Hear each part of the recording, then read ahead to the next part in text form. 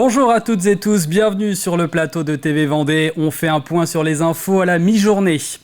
Une décision qui ne passe pas. La nouvelle carte scolaire de la direction académique des services de l'éducation nationale de La Roche-sur-Yon ne fait pas l'unanimité. 6 fermetures de classes sont annoncées dans le département. Une d'entre elles concerne l'école maternelle des Essarts, Gaston-Chessac.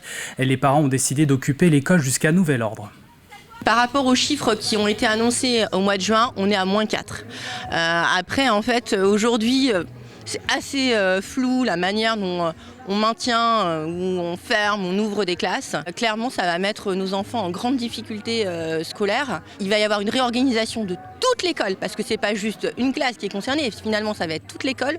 Il va falloir redispatcher ces enfants, refaire en fait une nouvelle rentrée scolaire pour ces enfants, c'est-à-dire qu'ils sont rentrés lundi dernier avec une maîtresse, ils vont potentiellement en avoir une nouvelle vendredi ou lundi prochain, je ne sais même pas quand est-ce que ça va se mettre en place concrètement. Donc ça veut dire un temps extrêmement court pour aussi l'équipe éducative pour réorganiser tout ça, parce que c'était pas du tout envisagé. On a su ça clairement jeudi, 3 jours après la rentrée. Et nous saurons jeudi si la classe va fermer. D'ailleurs, un rassemblement s'y prépare devant la DESDEN, la direction académique. La 3e édition du salon Effervescence à Montournai, c'est le 9 novembre. Rendez-vous qui vous permet de rencontrer des PME, PMI de Vendée et l'industrie des services aux entreprises qui représentent leur spécialité. Au total, 80 exposants. Objectif, rendre possible cette rencontre pour les industriels aux sociétés de services de Vendée de se rencontrer aussi en toute convivialité.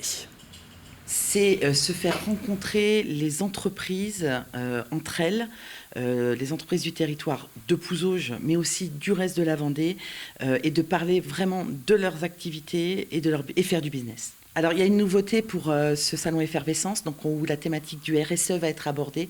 On est tous, en tant que chefs d'entreprise, sensibilisés aux enjeux de demain. Et donc, le service de la communauté du pays de Pouzauges, en fait, va faire quelques interventions sur les actions RSE qu'il peut y avoir au niveau de nos entreprises. On veut être acteur de tout ça. L'objectif pour nous du salon, c'est de montrer les actions qu'on partage déjà avec d'autres entreprises et comment ça peut être essaimé sur le territoire, mais voire sur d'autres territoires. Et puis, c'est de partager aussi des visions, comme je le disais, sur ces enjeux de transition sociétaux et environnementaux. Le concours des écaillés pour la 2e année consécutive. Ce dernier est précédé de sélections régionales. Le CRC des Pays de la Loire organisé hier lors de la foire des miniers de Chaland, la manche qualificative. Au programme, on pouvait retrouver 3 épreuves, 10 minutes pour les connaissances, 20 pour la vitesse, 1 heure pour la réalisation du buffet. Objectif, mettre à l'honneur et valoriser le métier d'écaillé ainsi que les produits de la conchyliculture.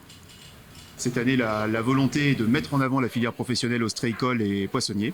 Et donc, c'est naturellement qu'on s'est associé avec notre partenaire, le CRC, le comité régional de conchyliculture, avec un double objectif. 1, l'animation du territoire à l'occasion de la foire des midés. Et 2, de pouvoir permettre aux jeunes qui sont présents sur le salon de récupérer également des fonds pour pouvoir financer leur voyage. Avec derrière une dynamique aussi associative qui est propre à nos valeurs sur le reversement d'une partie des bénéfices auprès de la SNSM.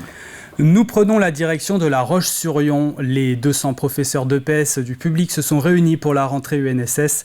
L'objectif de l'Union nationale du sport scolaire est d'organiser et de développer la pratique d'activités sportives. Elle est ouverte à l'ensemble des jeunes allant au collège et au lycée et pratiquant le sport via une association. On reconduit certaines actions et on les colore un petit peu plus en fonction des Jeux Olympiques et Paralympiques, comme par exemple la Journée nationale du sport scolaire du 20 septembre qui va avoir une thématique sur les Jeux Olympiques. Et puis on a plusieurs petites actions comme ça tout au long de l'année avec la semaine olympique, avec aussi en fin d'année une olympiade privée-publique par territoire. J'aurais aimé qu'on recentre les choses sur peut-être effectivement plus de sport à l'école.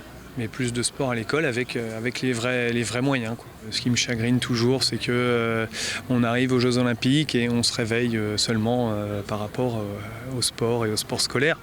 Et je trouve dommage que finalement le sport n'ait toujours pas plus d'importance dans notre système et dans notre société.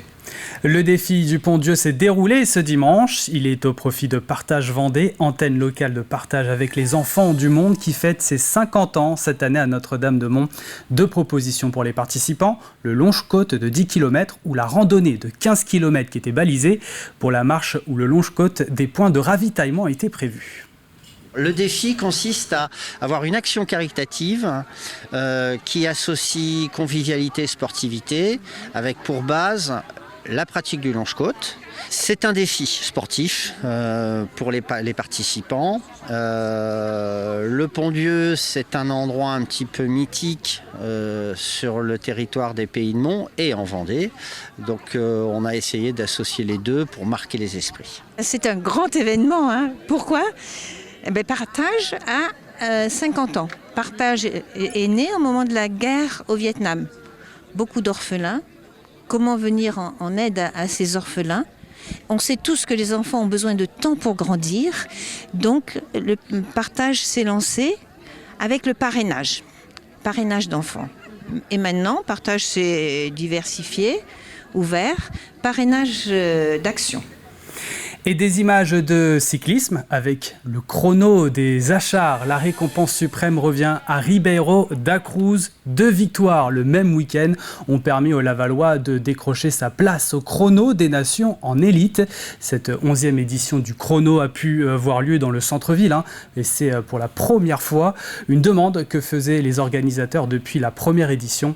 Une façon pour eux d'allier sport et économie locale grâce aux quelques artisans et commerçants qui ont exposé autour du podium.